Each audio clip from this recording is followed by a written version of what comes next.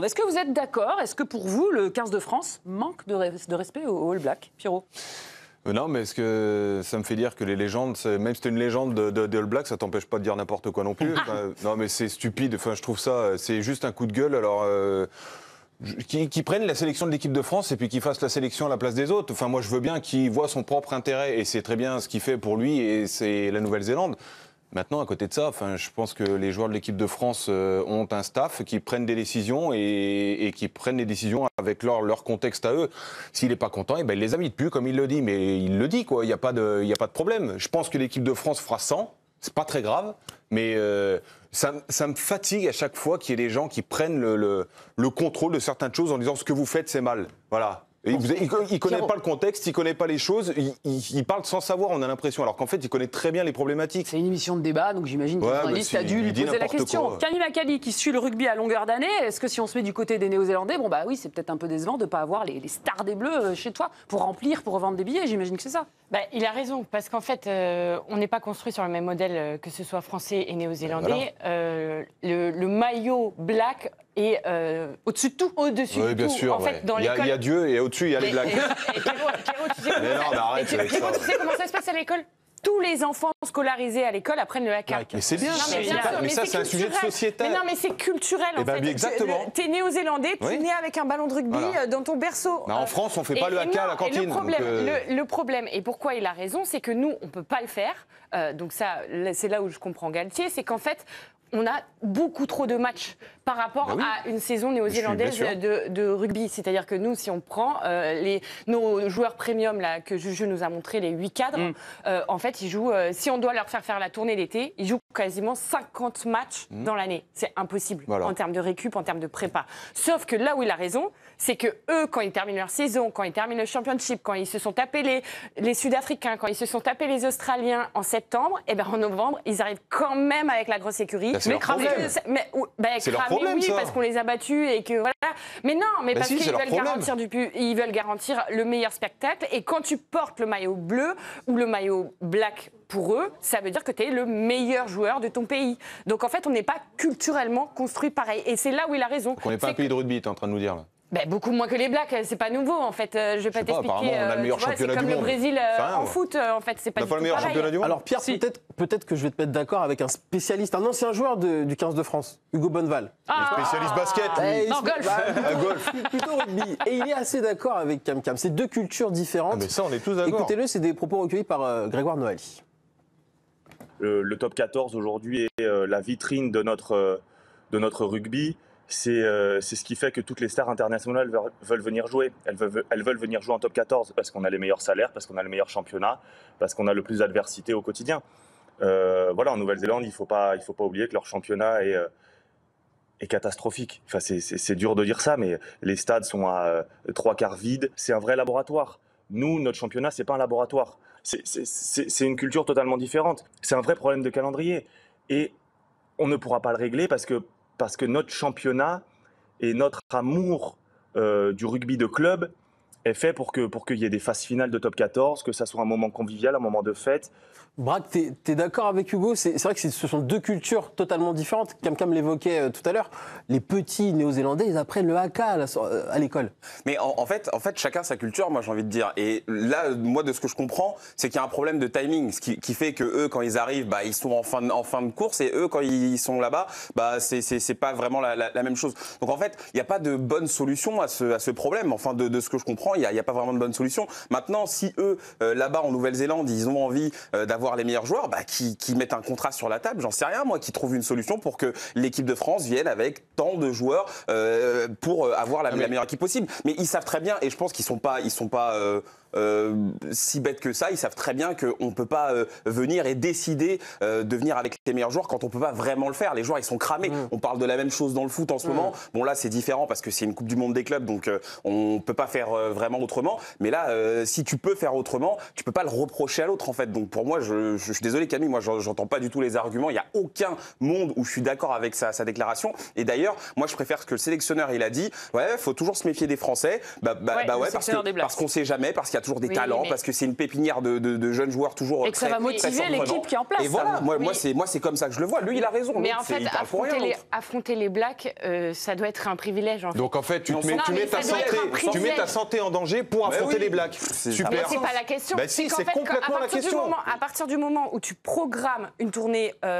chez les Blacks de 3 matchs, tu essayes de te dire, bon, ben, peut-être qu'il faut trouver un accord différent avec la Ligue, avec le top 14. Eux, ils le sont, champions du monde. Nous, on cherche encore à l'être, en fait. Oh, l'argumentation. On est en train de parler de 2 choses complètement différentes. Mais non, c'est pas complètement différent. C'est pas avec des équipes laboratoires sur 3 matchs où tu affrontes les plus grosses écuries qu'en fait, tu vas préparer ta Coupe du Monde 2027.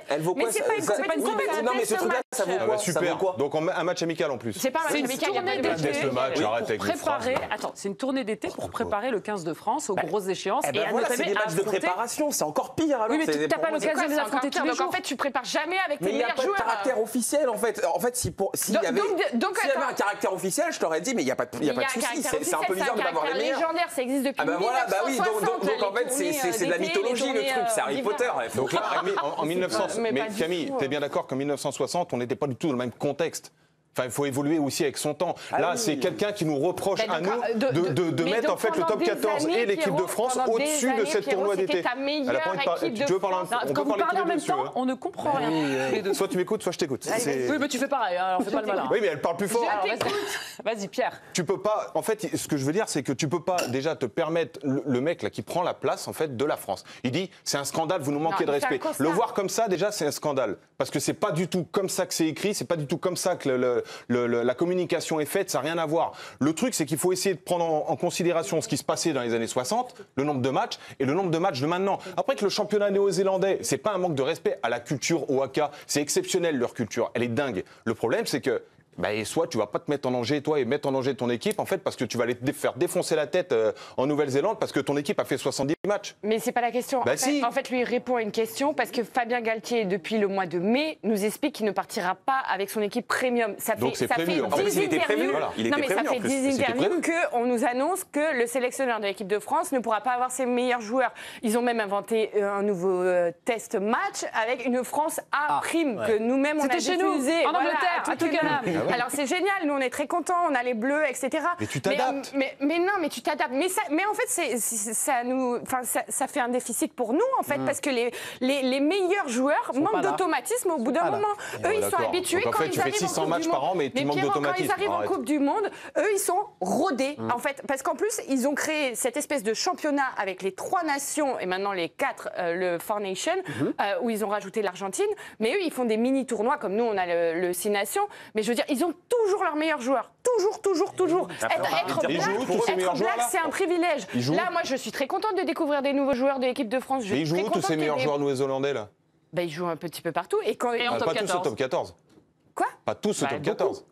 Pas tous, ils rentrent, et ils ont des contrats un peu spéciaux. Ils viennent 2 ans en top 14 et quand il faut préparer la Coupe du Monde, ils retournent. Exactement, c'est le point de la différence. Il y a une grosse différence en plus. Il y a aussi... Mais donc c'est que nous, on privilégie le championnat en fait. Donc il ne faut pas s'attendre, les gars, en 2027 à dire on sera champion du monde. Et alors tu sais ce que tu fais. 18 charnières différentes.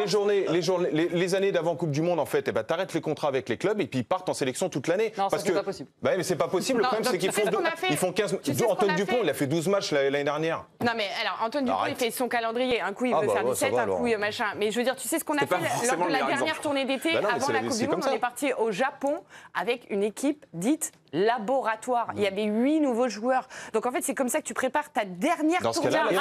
On est encore là-dessus d'ailleurs, équipe laboratoire. Là c'est une équipe expérimentale que Fabien Galtier va nous proposer.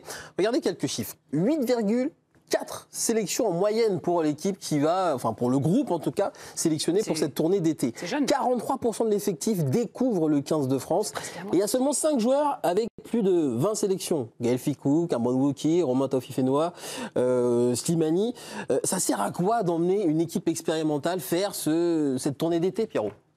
Ça sert à déjà trouver ceux qui vont être peut-être les leaders de demain. Ça sert à expérimenter des choses, à voir des comportements. La Coupe du Monde 2027, avoir des comportements. Non, mais si vous voulez des gens et être pertinent pendant les Coupes du Monde, en fait, changez le contrat avec le top 14. Dites que les années de Coupe du Monde ou les 2 ans de la Coupe du Monde, ils viennent plus en club. Ils sont payés par la fédération. Mais il faudrait peut-être le faire, en fait. Mais peut-être. Alors faisons-le alors. Toi, tu n'es toujours pas champion du monde et pourtant on te place parmi les favoris à chaque compétition.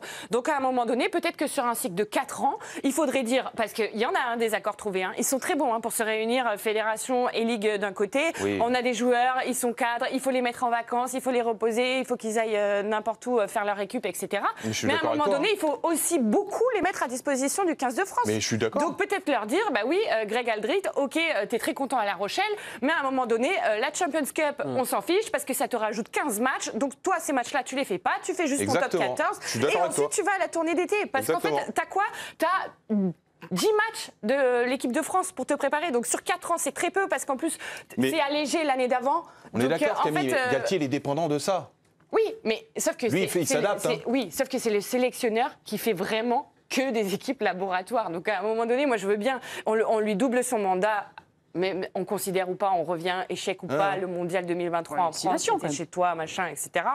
Voilà, il est remis en question ou pas. Par contre, là, il repart et il refait, entre guillemets, les mêmes bêtises. Et pourtant, Hugo Bonneval est plutôt d'accord avec le staff. Oui, il comprend le choix de Fabien Galtier de se priver des joueurs premium, de les faire respirer finalement, parce que durant la saison, ils ont trop joué pour lui. Écoutez-le.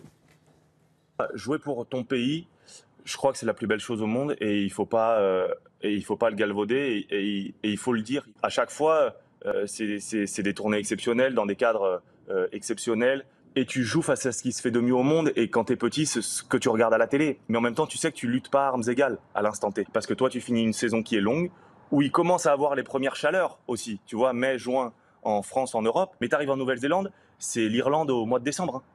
Tu vois, le soleil se lève à 9h30 du matin, à 16h il fait nuit, il fait 15 degrés, il y a du vent, il pleut. Tu prends 10 heures de décalage, tu peux pas imposer à des joueurs de repartir, j'allais dire à la guerre, le mot est peut-être un peu fort, mais ils ont effectué une saison démentielle pour la plupart et qu'ils ont besoin de couper.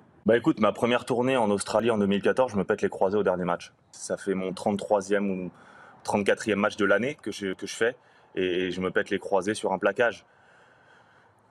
Voilà, je crois que c'est ce genre de choses que Fabien Galtier veut éviter aujourd'hui avec ses joueurs majeurs.